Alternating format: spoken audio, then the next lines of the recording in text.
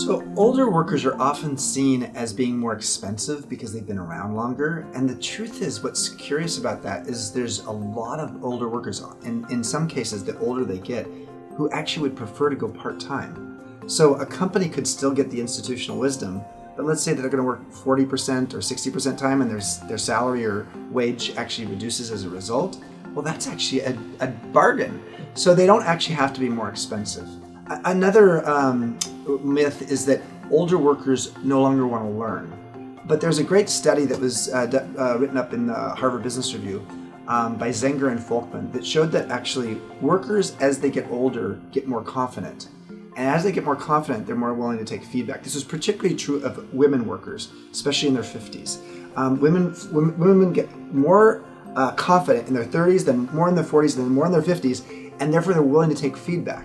So if you get feedback, you actually get better at your work, and then you're actually more willing to continue to get better and ask more questions about how could I do even better.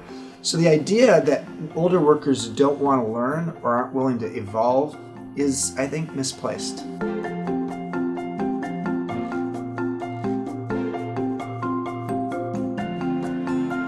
Well, if someone says they're too, they don't want to evolve, I just ask them, do you want to be irrelevant?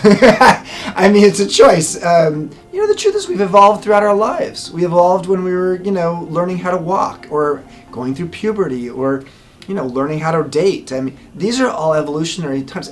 Why is it that in midlife we somehow say we're no longer learning? Lifelong learning and the ability to evolve is part of living.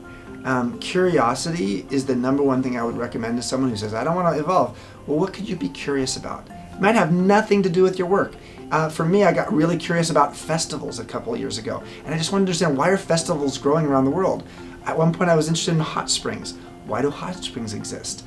Peter Drucker is one of the most famous management theorists of all time, and he basically lived to age 95 by every 2 years studying something new that had nothing to do with being a management professor or author. And so I would just recommend that if you don't want to evolve, go learn something. Be curious about something that has nothing to do with your work. That sort of lubrication of your mind will actually start evolving you even without you knowing it.